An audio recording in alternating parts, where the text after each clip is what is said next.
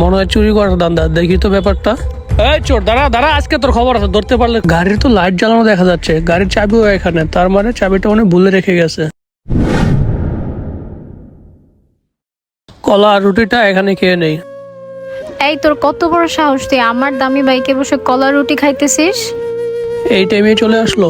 এই ফকিন্নির বাচ্চা, তোর সাহস তো কম না, তুই আমার 5 লাখ টাকার বাইকে বসে সামান্য ফুটপাতের কলা রুটি খাস? আগে তো আমার কথাটা শুনেন। আরে ফকিন্নির বাচ্চা, তুই আমার গাড়িটা নোংরা করে কি করছিস? আরে ম্যাডাম, আগে তো আমার কথাটা শুনবেন। আবার এই ময়লা আবর্জনা আমার গাড়িতে রাখছস, ফালাই কি করছস আমার গাড়িটা এভাবে নোংরা কইরা? ও শিট, এটা কি করলাম আপনার সাথে না বুঝে? সরি। খাবারগুলো তার হাতে উঠাই দেই। সরি ভাইয়া, আমি আপনার সাথে অনেক খারাপ ব্যবহার করে ফেলছি, আমার ভুল হয়ে গেছে ভাইয়া, আমাকে মাফ করে দেন।